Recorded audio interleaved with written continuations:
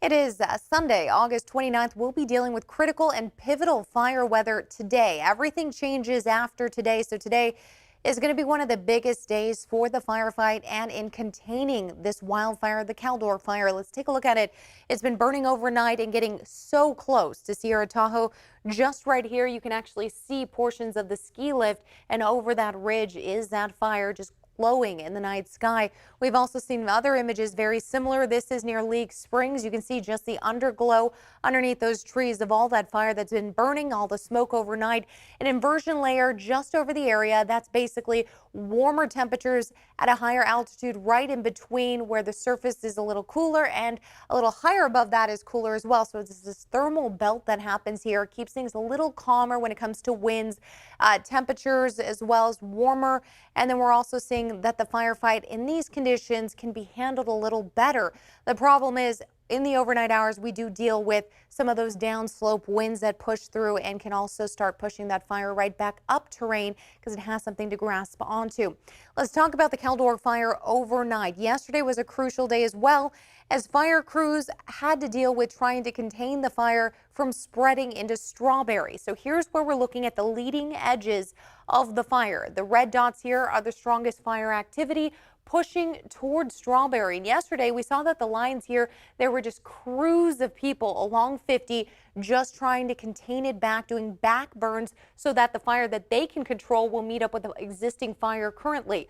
What we look at overnight is that an east wind usually pushes in overnight and pushes some of the fire back the opposite way. And this is where we can get some spot fires, fires that just pop up kind of out of nowhere, a little short range and sometimes even long range fires where embers fly over miles and then land and then start a new fire.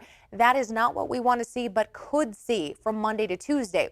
In the last couple of days, yesterday and into today, we could see shorter range spot fires where they only kind of move maybe a couple hundred feet or so. Now, overnight hours, we see that easterly wind pushing some of these fires toward the west. This is of concern because areas that have been evacuated, even though this is the leading edge of the fire, the head of the fire, these zones here near Grizzly Flats and Somerset just down there are still evacuated because some of these spot fires, just like the one closer to Slide Park, could make its way down toward the west again through the overnight hours. So they're still under those mandatory evacuations because of that potential. Now, in the daytime hours, the shift in winds happen where we get winds coming in out of the west off the ocean and then push toward the east, toward the Sierra. That pushes the fire eastward toward areas of South Lake Tahoe. And that's not what we want to see, of course, because we love our Lake Tahoe area as well.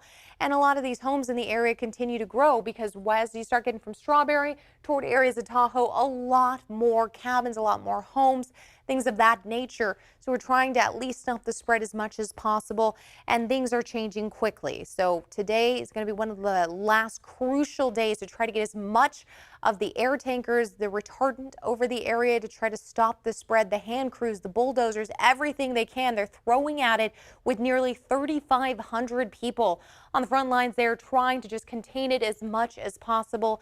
Unfortunately, spot fires have a whole new mind of its own, pretty much. It's Mother Nature just dragging an ember further away where fire crews just can't handle it. Early this morning, we're looking at visibility limited to about 1 mile to 2 miles around the Caldor Fire and areas in the foothills to Truckee, South Lake Tahoe. We're looking at 3 miles in visibility. Now, this is a little bit better than yesterday morning at this time when visibility was about 1 mile for everyone.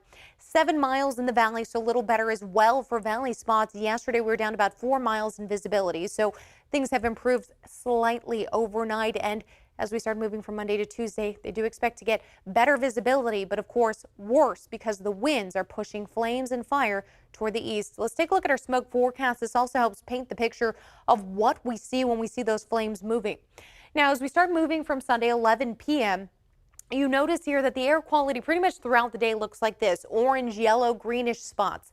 That is moderate to unhealthy for sensitive group air quality. The orange and red is unhealthy air quality. Once we get to the dark maroons and purples, now we're looking at very unhealthy to hazardous air quality. I'm talking over 500 with the air quality index, and just so bad you can't even breathe in that stuff. You shouldn't be breathing in that.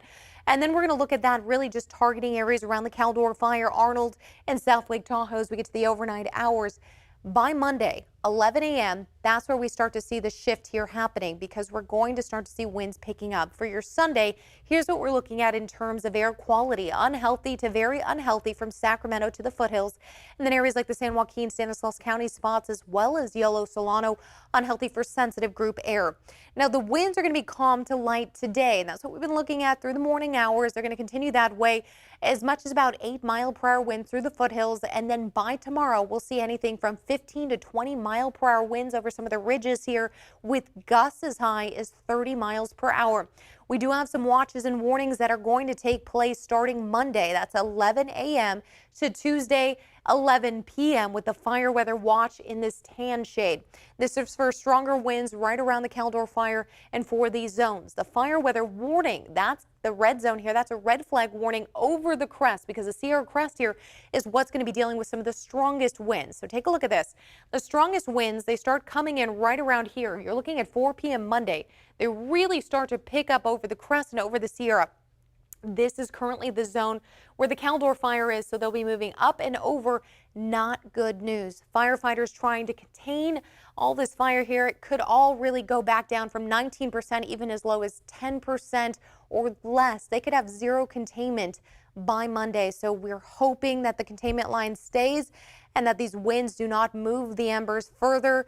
Of course, you can never guarantee that. And we're really trying to suppress everything by creating retardant lines, bulldozer lines, all those lines around the fire as much as possible for Sunday before Monday hits with the strong winds.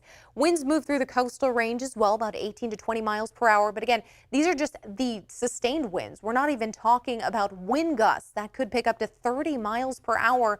So really, Monday, Tuesday, crucial in the firefight. For Sunday to at least hold on to containment lines, but Monday, Tuesday could make all of that change quickly.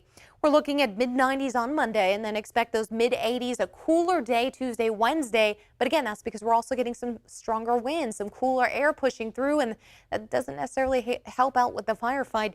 And then taking a look into next week, we'll expect to see those temperatures there into those mid-90s.